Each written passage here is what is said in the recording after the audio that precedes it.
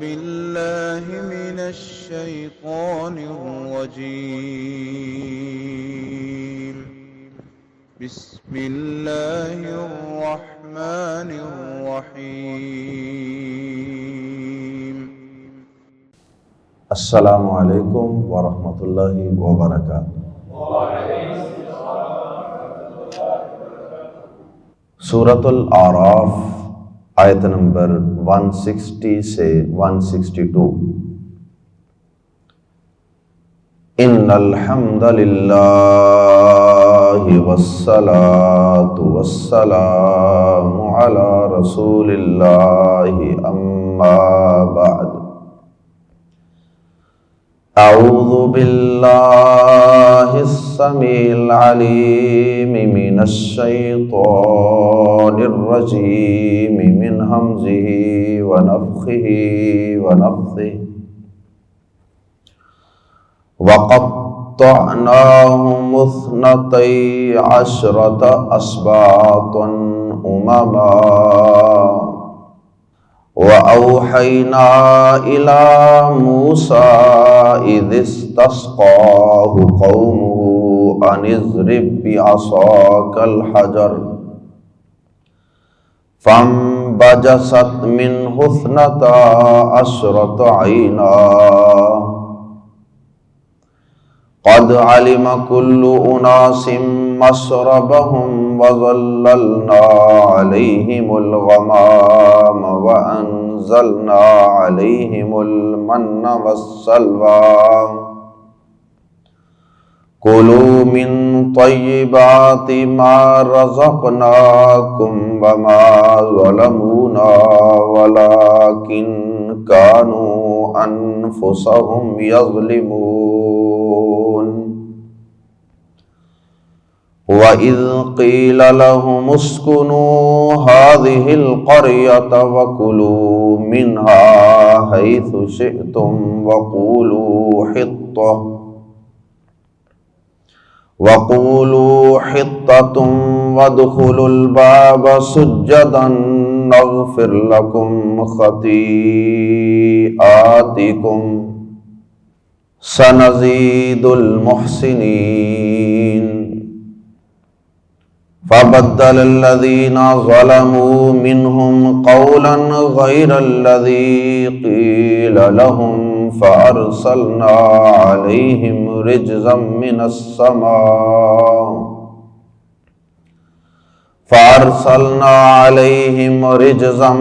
السَّمَاءِ بِمَا كَانُوا يَظْلِمُونَ۔ بنی اسرائیل کو فرعون کے ظلم و ستم سے جب اللہ رب العزت نے نجات عطا فرمائی اور ان کی قید سے آزادی کی نعمت عطا فرمائی، تو یہ اس پانی کے دریا یا سمندر کو پار کرنے کے بعد اپنے وطن فلسطین کی طرف، بیت المقدس کی طرف رواں دواں تھے۔ اب رستے میں سفر کی مشکلات اور کئی قسم کی پریشانیوں کا سامنا بنی اسرائیل کو کرنا پڑا۔ اللہ رب العزت نے اس سفر کے دوران بھی اس قوم پر، بنی اسرائیل پر اپنی بہت سی نعمتوں کا نزول فرمایا، اور اللہ رب العزت نے آیات زیر تفسیر میں ان نعمتوں کا بھی تذکرہ فرمایا، اور پھر ان نعمتوں کے بعد اللہ رب العزت نے انہیں جہاد فی سبیل اللہ کا حکم دیا، اور پھر اللہ رب العزت نے انہیں ان نعمتوں کے ملنے کے بعد جو جو بھی احکامات دیے، فلسطین میں داخل ہوتے وقت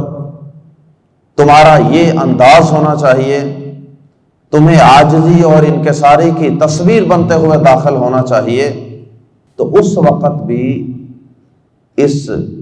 بنی اسرائیل نے، اس قوم نے اللہ رب العزت کی نعمتوں کا کفران کیا، کفران نعمت کیا، اور اللہ تعالیٰ کے احکامات کی صریحاً مخالفت پہ تل گئے۔ اللہ رب العزت نے آیات زیر تفسیر میں اپنی نعمتوں کا تذکرہ کیا ہے جو بنی اسرائیل کو عطا کی، اور ان کی ناشکری اور اللہ تعالیٰ کے احکامات کا مذاق اڑانے کا تذکرہ کیا ہے۔ آئیے قرآن مجید کے الفاظ ہی میں پڑھتے ہیں۔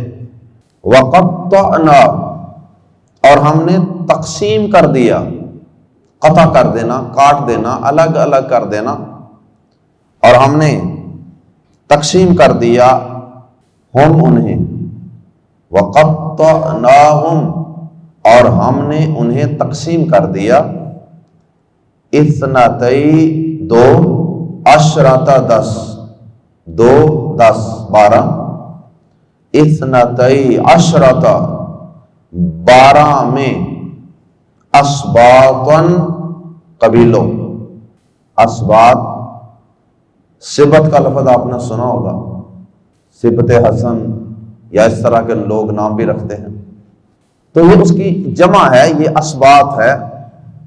سو سبت کا لفظ جو ہے یہ استعمال ہوتا ہے، یا سبتین، تو یہ اولاد کی آگے جو اولاد ہوتی ہے اس کے لیے یہ لفظ استعمال ہوتا ہے۔ سبتین سے مراد شاید حضرت حسن و حسین رضی اللہ تعالی عنہما ہوں، کہ وہ نبی صلی اللہ علیہ وسلم کی بیٹی حضرت فاطمہ رضی اللہ تعالی عنہا کی آگے اولاد تھی۔ تو سبت جو ہے وہ 1 اور سبتین 2۔ اسباط بہرحال جمع کا لفظ ہے، اور اس کا معنی ہے قبیلے،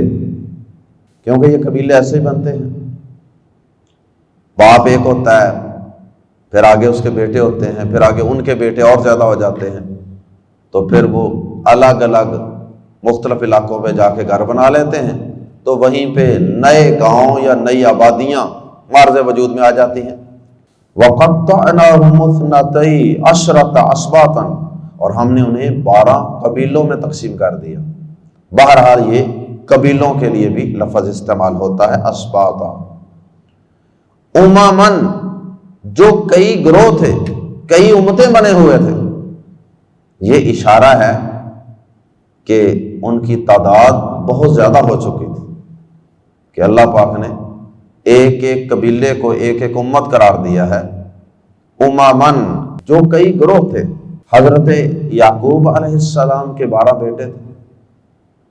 اور ان کی مناسبت سے ہی یہ 12 قبیلے بن گئے، اور پھر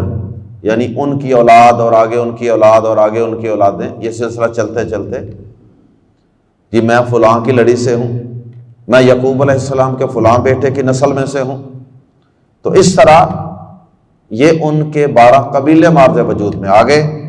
اور ہم نے انہیں 12 قبیلوں میں تقسیم کر دیا جو کئی گروہ تھے، یعنی یہ ان کی شناخت کے لیے۔ تقسیم سے مراد یہ نہیں کہ ہم نے کوئی ان کو نعوذ باللہ لڑا دیا تھا، اس سینس میں نہیں ہے، مراد یہ ہے کہ ہم نے ان کی شناخت کے لیے ان کے 12 قبیلے بنا دیے، اور یہ بات اللہ پاک نے سورۃ الحجرات میں بھی فرمائی ہے، اِنَّا جَعَلْنَاكُمْ شُعُوبًا وَقَبَائِلَ لِتَعَارَفُوا، ہم نے تمہیں قبیلے اور گروہوں میں تقسیم کیا تاکہ تمہارا تعارف ہو۔ وَقَطَّعْنَاهُمُ اثْنَتَيْ عَشْرَةَ أَسْبَاطًا أُمَمًا، اور ہم نے انہیں 12 قبیلوں میں تقسیم کر دیا جو کئی گروہ تھے۔ وَأَوْحَيْنَا، اور ہم نے وحی کی، إِلَى مُوسَىٰ، موسیٰ کی طرف، علیہ السلام، اذ جب، استسقا پانی مانگا، ہو اس سے، قوم ہو اس کی قوم نے، اور ملا کے پڑھیں گے، اذ کو آگے ملائیں گے، اذ استسقا، جب پانی مانگا، ہو اس سے، قوم ہو اس کی قوم نے، جب موسیٰ علیہ السلام سے ان کی قوم نے پانی مانگا تو ہم نے موسیٰ سے کہا، ان کے اضرب، بار ملا کے پڑھیں گے، ان کو آگے ملائیں گے، ان اضرب کہ مار بھی ساتھ عصا لاٹھی کا اپنی الحجر پتھر کو۔ اور ہم نے موسیٰ کی طرف وحی کی جب اس کی قوم نے اس سے پانی مانگا کہ اپنی لاٹھی مار الحجر اس پتھر پر۔ کوئی مخصوص پتھر تھا جس کی طرف اللہ پاک نے ان کو رہنمائی فرمائی، اس لیے حجر کے ساتھ الف لام ہے، کوئی مخصوص پتھر ہے۔ تو ہم نے موسیٰ سے کہا کہ اس پتھر پر اپنی لاٹھی مار، وہی لاٹھی جس کو اللہ پاک نے معجزہ بنا دیا تھا، وہی لاٹھی جس سے بکریوں وغیرہ کو چرانے کے لیے پتے وغیرہ بھی موسیٰ علیہ السلام جھاڑ لیتے تھے درختوں سے۔ فرمایا اس لاٹھی کو اس پتھر پہ مار، فن بجست پس پھوٹ نکلے، فا پس ام بجست پھوٹ نکلے۔ سورۃ البقرہ میں فن فجرت کے الفاظ ہیں، فن فجرت پس پھوٹ نکلے، تو دونوں الفاظ میں معمولی سا فرق ہے، ان کا معنی قریب قریب ہے۔ تو اردو میں تقریباً ترجمہ ایک جیسا ہی ہوگا، فن بجست۔ عربی زبان کے الفاظ میں اگرچہ مترادف الفاظ میں بھی کوئی باریک سا فرق ضرور موجود ہوتا ہے، لیکن اردو زبان میں چونکہ اتنی فصاحت و بلاغت نہیں ہے جتنی عربی زبان میں ہے، اس لیے پھر وہاں ملتے جلتے الفاظ کے ساتھ ہی ترجمہ کر دیا جاتا ہے عربی زبان کے کئی مترادف الفاظ کا۔ فم بجست، یہ لفظ تو تھا فن بجست، لیکن فن بجست جو ہے اس کے نون ساکن ہے، اور اس نون ساکن کے فوراً بعد اس کے فوراً بعد با ہے، تو اس لیے یہ نون ساکن میم میں بدل جاتا ہے، اس میں سے میم کی آواز آ رہی ہے، اور اس لیے چھوٹی سی اوپر میم لکھی بھی ہوتی ہے ہمیں سمجھانے کے لیے، ورنہ عربوں کو جن کی زبان ہے وہ تو خود بخود ہی یہاں تبدیلی کر لیتے ہیں، تو اس لیے اس کو ہم نے فن بجست کی بجائے فم بجست، فم میم کی آواز آ رہی ہے، فم بجست پس پھوٹ نکلے، منہ سے اثنتا دو اور عشرتا 10 عینن چشمے، اثنتا عشرت عینا 12 چشمے، فم بجست منہ اثنتا عشرت عینا، تو اس سے 12 چشمے پھوٹ نکلے۔ منہ میں ہو ضمیر لوٹ رہی ہے الحجر کی طرف، پتھر، تو یہ بھی بطور معجزہ تھا۔ اگرچہ معجزات کے منکرین نے ہر جگہ پہ معجزات کا انکار کیا ہے اور قرآن مجید کی آیات کا معنی و مفہوم بگاڑنے کی کوشش کی ہے، تو پتھر کے اوپر لاٹھی مار کے اس میں سے پانی نکال دینا یا پانی کا نکل آنا، یقیناً یہ اللہ پاک کے خاص حکم کے ساتھ ہی ممکن ہے، اور یہ یقیناً ایک معجزہ تھا۔ قد عالمہ، بلا شبہ یا یقیناً، عالمہ جان لیا، کلو اناسن سب لوگوں نے، ناس لوگوں کو کہتے ہیں نا، کلو اناسن سب لوگوں نے، مشربہم اپنے پانی پینے کی جگہ، گھاٹ پانی پینے کی جگہ، ہر انسان نے پہچان لیا، تمام لوگوں نے پہچان لیا، یہ اللہ پاک نے وہ کوئی اس انداز سے الگ الگ چشمے نکال دیے، ایک پتھر کے اندر سے 12 چشمے، ایک سائڈ پہ 3، دوسری سائڈ پہ بھی 3، چاروں سائڈوں پہ 3 چشمے نکالے ہوں گے، تو وہ آگے جا کے کھلتے گئے ہوں گے۔ تو ہر قبیلہ جو ہے اس نے اپنے اپنے پانی پینے کی جگہ کو پہچان لیا کہ یہ ہمارے قبیلے کا ہے، یہ فلاں قبیلے کا ہے۔ تو پانی اللہ پاک کی بہت بڑی نعمت ہے نا، تو اس سفر کے دوران ان کو پانی کی ضرورت تو پیش آتی ہوگی نا، اللہ پاک نے ان کے لیے چشموں کا بندوبست کر دیا۔ قد علم، یقیناً جان لیا کلو اناس مشربہم وظللنا، ایک اور احسان، وظللنا، اور ہم نے سایہ کیا، علیہم، ان پر، الغمامہ، بادلوں کا، بادل کا، بلکہ الغمامہ، بادل کا، وظللنا علیہم الغمامہ، اور ہم نے ان پر بادل کا سایہ کیا، وانزلنا، اور ہم نے نازل کیا، یعنی بادلوں کا سایہ، گرمی ہوگی شدید تو اللہ پاک نے ان کے لیے بادلوں کا سایہ ان کے اوپر کر دیا جو ان کے ساتھ ساتھ رہتا تھا۔ مزید احسانات، وَأَنزَلْنَا عَلَيْهِمُ الْمَنَّ، اور ہم نے اتارا ان پر من و سلوہ، اور ہم نے ان پر من و سلوہ اتارا۔ اب یہ جو ساری نعمتیں ہیں جن کا تذکرہ یہاں کیا جا رہا ہے، اور یہ سارا واقعہ اور اس سفر کی روداد، یہ ساری باتیں سورۃ البقرہ کے اندر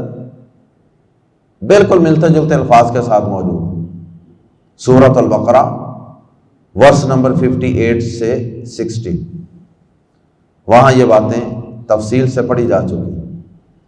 وہاں کا اور یہاں کا تھوڑا سا فرق یہ ہے کہ سورۃ البقرہ مدنی سورت ہے، وہ بعد میں نازل ہوئی۔ یہ والی سورت سورۃ الاعراف مکی سورت ہے، یہ پہلے نازل ہوئی۔ اب یہ والی سورت سورۃ الاعراف یہ مکہ مکرمہ میں نازل ہوئی، اور مکہ مکرمہ میں یہودی تقریباً نہیں تھے۔ یہودی زیادہ کہاں تھے؟ مدینہ منورہ میں۔ تو جب سورۃ الاعراف اللہ پاک نے نازل فرمائی مکہ مکرمہ میں، تو اس میں یہودیوں کو مخاطب نہیں کیا، کیونکہ یہودی وہاں موجود نہیں تھے۔ یہاں اللہ پاک نے غائب کے صیغے کے ساتھ ان کا تذکرہ کیا ہے، یعنی ہمارے نبی پاک صلی اللہ علیہ وسلم کو مخاطب کرتے ہوئے فرمایا کہ ہم نے ان کو یہ عطا کیا، ان کو یہ عطا کیا، انہوں نے یوں کیا۔ اور جب مدینہ منورہ میں آپ تشریف لے گئے، سورۃ البقرہ نازل ہوئی، تو پھر آپ نے براہ راست یہودیوں سے خطاب کیا کہ ہم نے تم پر یہ نازل کیا، تم نے یوں کیا۔ یہ تھوڑا سا ٹینس زمانے کے لحاظ سے فرق ہے، باقی معنی مفہوم جو ہے وہ تقریباً ان آیات کا وہی ہے جو سورۃ البقرہ میں ہے، یہ ریپیٹیشن ہے۔ وَظَلَّلْنَا عَلَيْهِمُ الْغَمَامَ وَأَنزَلْنَا عَلَيْهِمُ الْمَنَّ وَالسَّلْوَىٰ، اور ہم نے ان پر من و سلوہ نازل کیا۔ من و سلوہ یہ بھی اللہ پاک کی ایک نعمت تھی۔ اللہ اکبر۔ یہ کہتے ہیں کہ یہ دو چیزیں تھیں، ایک کوئی چھوٹی کوئی میٹھی سی چیز جو تھی نا، وہ اللہ پاک نے آسمان سے نازل فرما دی تھی، لوگ اکٹھی کر لیتے تھے، کھا لیتے تھے، اور ایک جو ہے یہ کوئی چھوٹا سا پرندہ تھا بٹیر کی طرح کا، وہ بہت زیادہ اللہ پاک نے اس علاقے کے اندر پیدا کر دیے، جو وہاں پہ آ کے کثرت سے بیٹھ جاتے تھے اور یہ ان کو پکڑ کے کھا لیتے تھے۔ تو یہ من و سلوہ جو تھا یہ اللہ پاک نے ان پہ نازل فرمایا، جبکہ وہاں ان کے لیے کوئی کھانے کے لیے کوئی خاطر خواہ بندوبست نہیں تھا۔ کولو، کھاؤ، اللہ پاک نے فرمایا کولو، کھاؤ، من طیباتی، پاکیزہ چیزوں سے، پاک چیزوں میں سے، مراد ہے حلال چیزیں، کیونکہ حلال چیزیں ساری کی ساری پاک ہوتی ہیں۔ کلو من طیباتی، کھاؤ پاک چیزوں سے، پاکیزہ چیزوں سے، ما جو رزقنا، ہم نے عطا کی ہیں کم تمہیں۔ یہ اللہ پاک نے انہیں اس وقت کہا، وما ظلموا، اور نہیں انہوں نے ظلم کیا، نہ ہم پر۔ ایک لفظ ہوتا ہے وما ظلمنا، اس کا معنی ہے ہم نے ظلم نہیں کیا، یہ وہ لفظ نہیں ہے، یہ دو الگ الگ الفاظ ہیں۔ ظالموا الگ ہے اور نا الگ ہے۔ ظلمنا کے اندر تو نون الف نا ساتھ جڑا ہوتا ہے نا، سیغے کا حصہ ہوتا ہے، تو اس میں نا یہ الگ لفظ ہے، تو اس لیے الگ الگ ترجمہ کر رہے ہیں وما ظلموا، اور انہوں نے ظلم نہیں کیا نہ ہم پر، ولیکن اور لیکن کانو تھے وہ، انفسہم اپنے آپ ہی پر، یظلمون ظلم کرتے، اور وہ اپنے آپ پر ہی ظلم کرتے تھے، ہم پر تو کوئی ظلم نہیں کیا تھا انہوں نے۔ یہ جو کچھ بھی انہوں نے زیادتیاں کی، فسق و فجور کو اختیار کیا، اور اللہ تعالیٰ کی اتنی زیادہ نعمتیں ملنے کے باوجود کفران نعمت اور ناشکری کی، تو یہ انہوں نے ہم پہ کوئی ظلم نہیں کیا، ہمارا کیا بگڑنا، اللہ کا بھلا کوئی کیا بگاڑ سکتا، یہ انہوں نے اپنی ہی جانوں پر ظلم کیا تھا۔ جیسے آگے اللہ پاک نے بطور مثال ایک بات بیان کی ہے، وَإِذْ قِيلَ، وَإِذْ اور جب، قیلا کہا گیا، لہم ان سے، اسکنوا ٹھہر جاؤ، رہائش اختیار کرو، سکینت اختیار کرو، سکونت اختیار کرو، ہذہ القریۃ، اس بستی میں، جب ان سے کہا گیا کہ اس بستی میں رہو، اب یا تو یہ وہی بستی ہے جس کا پہلے ذکر ہوا، بیت المقدس فلسطین، یہ ان کا آبائی علاقہ تھا، اگرچہ مفسرین نے اور بھی کئی بستیوں کے نام لکھے ہیں، لیکن سورۃ المائدہ ورس نمبر 21 کے مطابق اس سے مراد بیت المقدس ہی ہے۔ اللہ پاک نے سورۃ المائدہ میں فرمایا کہ موسیٰ علیہ السلام نے اپنی قوم سے کہا، یا قوم ادخلوا الارض المقدسۃ التی کتب اللہ لکم، اے میری قوم اس مقدس بستی میں داخل ہو جاؤ جس کی فتح اللہ پاک نے تمہارے لیے لکھ دی ہے، یعنی اس کی فتح کا فیصلہ ہو چکا ہے۔ اتنی یقین دہانی کے باوجود بھی کہ اللہ پاک نے اس کی فتح تمہارے حق میں لکھ چھوڑی ہے، تم ہمت تو کرو، تھوڑی سی کوشش تو کرو، فتح یقینی ہے، لیکن اس کے باوجود بھی آئیں بائیں شائیں کرتے رہے، کبھی کہتے رہے آپ اور آپ کا رب جائیں، جا کے لڑیں، ہم بیٹھتے ہیں، فتح ہو جائے گی بتا دیجیے گا۔ کبھی اللہ پاک نے کہا کہ جب تم نے داخل ہونا ہے تو عاجزی کے ساتھ اور انکساری کے ساتھ، رکوع کرتے ہوئے، سجدہ کرتے ہوئے، جھکتے ہوئے، عبادت کرتے ہوئے داخل ہونا ہے، اور عجب و تکبر اور غرور کے ساتھ داخل نہیں ہونا، عاجزی کی تصویر بنتے ہوئے، جیسے ہمارے نبی پاک صلی اللہ علیہ وسلم کو اللہ پاک نے سورۃ النصر کے اندر حکم دیا تھا، اذا جاء نصر اللہ والفتح ورأیت الناس يدخلون فی دین اللہ افواجا فسبح بحمد ربک واستغفرہ۔ اے نبی صلی اللہ علیہ وسلم، جب لوگ جوک در جوک، گروہ در گروہ اللہ کے دین میں داخل ہو جائیں اور اللہ کی مدد آتی ہوئی آپ دیکھ لیں، تو پھر آپ اس کے بعد کیا کریں؟ پھر آپ اللہ پاک کی پاکی بیان کرنے میں، تسبیح بیان کرنے میں اور اضافہ کر دیں، اور اللہ پاک سے استغفار کرنے میں اور اضافہ کر دیں۔ تو نبی صلی اللہ علیہ وسلم نے پھر اس پہ عمل بھی کیا تھا، اور آپ جب مکہ میں داخل ہوئے تھے فاتحانہ شان کے ساتھ، دنیا کے بادشاہوں کی طرح تو آپ داخل نہیں ہوئے، آپ تو بڑی عاجزی کے ساتھ، انکساری کے ساتھ اللہ کے بندوں اور اللہ کے رسولوں کی طرح داخل ہوئے بستی میں، اور کوئی ڈول ڈمکا نہیں، کوئی ہوائی فائرنگ نہیں، کوئی ایسا ویسا کوئی کام نہیں کیا، بلکہ آپ اپنی اونٹنی پہ تشریف فرما تھے اور آپ کا چہرہ مبارک جھکا ہوا تھا عاجزی کی وجہ سے۔ اور پھر مکہ میں داخل ہونے کے بعد نبی صلی اللہ علیہ وسلم نے 8 رکعات نماز ادا فرمائی تھی، یہ بھی اللہ پاک کے شکر کا ایک ذریعہ تھا، یہ بھی عاجزی کا اظہار ہی تھا، جس میں آپ نے سجدے کیے، رکوع کیے، اللہ کے سامنے جھکے۔ تو اس قوم کو بھی بہرحال یہ حکم ہوا۔ موسیٰ علیہ السلام کے دور کے اندر تو یہ آئیں بائیں شائیں کرتے رہے کہ آپ لڑ لیں، آپ کا رب لڑ لیں، وہ تو بڑی طاقتور قوم ہے جو وہاں پہ قابض ہے ہمارے وطن پر، فلسطین پر،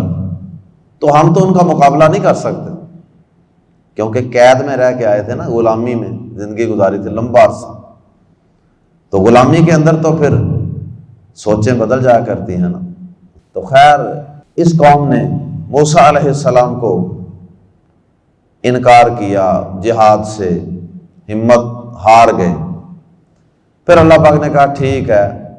اب تمہاری سزا یہ ہے کہ 40 سال تک تم انہی وادیوں کے اندر سرگرداں رہو گے، حیران و پریشان گھومتے پھرتے رہو گے، اور میں تمہاری کوئی رہنمائی نہیں کروں گا کہ تم نے اب کیا کرنا ہے اور کدھر جانا ہے۔ اور ایسا ہی ہوا۔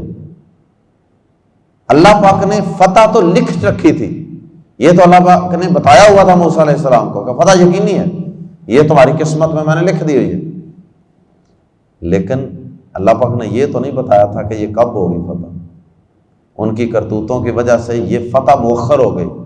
ڈیلے ہو گئی۔ موسیٰ علیہ السلام اپنی زندگی میں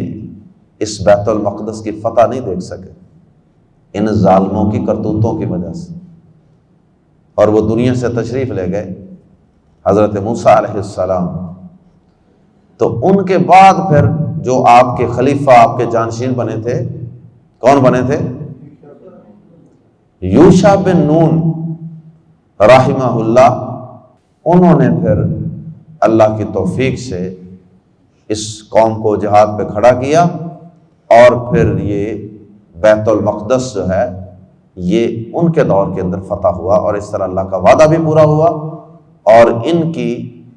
نافرمانیوں کی ان کو سزا بھی ملی، اور وہ فتح مؤخر ہوئی۔ اور اللہ پاک نے ان نافرمانیوں کی وجہ سے ان کے لیے فاسق کا لفظ استعمال کیا، ظالم کا لفظ استعمال کیا۔ فسق کا معنی ہوتا ہے اللہ تعالیٰ کی حدود سے کھلم کھلا نکل جانا، باہر نکل جانا، اور اسی طرح ظالم کا لفظ بھی استعمال کیا جیسا کہ آگے آ رہا ہے۔ وَإِذَا قِيلَ لَهُمْ، اور جب ان سے کہا گیا اسکنوا، رہائش اختیار کرو، سکونت اختیار کرو، رہو، هَذِهِ الْقَرْيَةِ، اس بستی میں،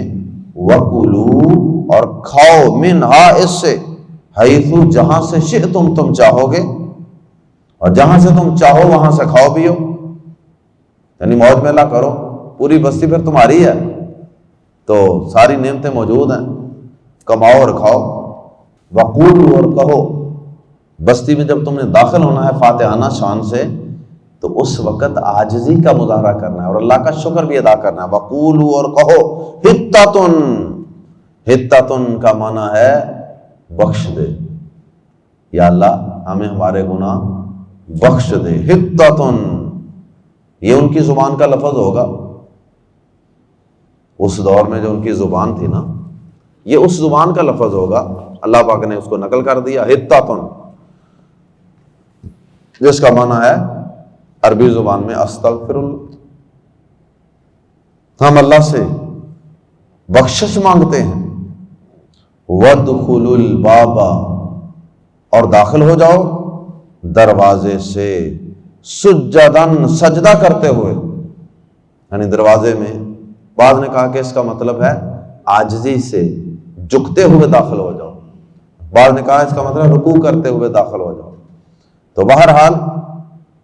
اس کا ظاہر ہے کہ چلتے چلتے تو آدمی سجدہ نہیں کر سکتا، تو یہ بھی مطلب ہو سکتا ہے کہ جیسے نبی صلی اللہ علیہ وسلم نے شہر میں، بستی میں، مکہ میں داخل ہونے کے بعد 8 رکعات ادا کر لی، ایسے کوئی اللہ پاک نے ان کو نماز پڑھنے کا حکم دیا ہو، عبادت کا حکم دیا ہو کہ آپ نے اس شہر کے دروازے پہ جا کے اس طرح سے نماز پڑھنی ہے، سجدہ رکوع کرنا ہے، عبادت کرنی ہے، یا اندر داخل ہونے کے بعد کرنی ہے۔ وَقُولُوا حِطَّةٌ وَادْخُلُوا الْبَابَ سُجَّدًا، حِطَّةٌ کہو اور دروازے سے سجدہ کرتے ہوئے داخل ہو جاؤ۔ اور ان ظالموں نے بھلا کیا کہا تھا؟ صحیح بخاری میں الفاظ ہیں، انہوں نے حِطَّةٌ کو بھی بدل دیا، اللہ کے حکم کا مذاق اڑانا شروع کر دیا۔ حِطَّةٌ کی بجائے انہوں نے کہا حَبَّةٌ فِي شَعْرَةٍ، دانا بالی میں، کیونکہ وہ من و سلوہ کھا کھا کے تھکے ہوئے تھے نا، انہوں نے کہا تھا نا کہ لن نصبر علی طعام واحد، ایک کھانے پہ صبر نہیں ہوتا ہم سے. تو اللہ پاک نے کہا ٹھیک ہے پھر بستی فتح کرو، وہاں جاؤ کھاؤ پیو جو مرضی، اپنی مرضی کی چیزیں کاشت کرو. تو انہوں نے یہ کہہ دیا حبۃ فی شعرۃ، حتۃ کی بجائے حبۃ، دانا، گرین، یعنی کہ دھیان ادھر تھا، چاول، گندم، جو بھی اس دور کی فصلیں تھیں اس طرح کی. نغفر لکم، تم دروازے سے داخل ہو جاؤ سجداً، سجدہ کرتے ہوئے، نغفر لکم، ہم معاف کر دیں گے تمہیں، خطیئاتی، خطائیں، تمہاری، ہم تمہیں تمہاری خطائیں معاف کر دیں گے. سنزید، ان قریب ہم زیادہ دیں گے، المحسنین، نیکی کرنے والوں کو. محسن احسان کرنے والا وہ ہوتا ہے جو کام بہت ہی خوبصورت طریقے سے کرے، نیکی کا کام، اور پھر اس کے اندر اخلاص بھی ہو، اللہ کی رضا کے لیے وہ کام کر رہا ہو، وہ محسن ہوتا ہے. مطلب یہ ہے کہ جو شخص یہ کام جن کا ہم نے حکم دیا ہے، یہ ہمارے احکامات پہ جو عمل کرنا ہے، اس کو جتنا زیادہ اخلاص کے ساتھ کرے گا ہم اس کو اتنا ہی زیادہ بدلہ اور عطا کریں گے. فبدل، تو بدل دیا، الذین ظلموا، جن لوگوں نے ظلم کیا تھا، منہم، ان میں سے، تو ان میں سے جن لوگوں نے ظلم کیا تھا انہوں نے بدل دیا، قولاً، بات کو، غیر، خلاف، الذی، جو قیل لہم، ان سے کہی گئی تھی. تو ان میں سے جنہوں نے ظلم کیا انہوں نے بات کو اس کے خلاف بدل دیا جو ان سے کہی گئی تھی. حتۃ کی بجائے حبۃ. فارسلنا، تو ہم نے بھیجا، علیہم، ان پر، رجزن، ایک عذاب، نکرہ ہونے کی وجہ سے ایک عذاب، رجزن. اللہ اکبر. یہ رجزن کون سا عذاب تھا؟ من السماء، آسمان سے. حقیقت، پوری حقیقت اللہ بہتر جانتا ہے، لیکن نبی صلی اللہ علیہ وسلم نے صحیح بخاری مسلم میں ایک حدیث میں اشارہ کیا ہے کہ یہ طاعون کی بیماری تھی، طاعون کی بیماری تھی جو اللہ پاک نے بنی اسرائیل پر نازل فرمائی تھی. واللہ اعلم. تو ہم نے اتارا ان پر رجسن، ایک عذاب، من السماء، آسمان سے، بما، اس وجہ سے جو، کانو، تھے وہ، یظلمون، ظلم و زیادتی کیا کرتے. یہ ان کی اللہ پاک کی نافرمانی کرنے کو اللہ پاک نے ظلم کہا ہے، اور انہیں ظالم کہا ہے، اور انہیں فاسق و فاجر کہا ہے. اللہ پاک ہم سب کو اپنی نعمتوں کی قدردانی کرنے کی توفیق عطا فرمائے، اور ان نعمتوں کو استعمال کر کے جو اللہ نے ہمیں عطا فرمائی ہیں ہم اللہ پاک کا شکر ادا کریں، عاجزی کا مظاہرہ کریں، عبادت کریں، اور ہر قسم کے تکبر و غرور اور نافرمانی سے ہم بچ جائیں. سبحانک اللہم و بحمدک، اشہد ان لا الہ الا انت، استغفرک و اتوب الیک.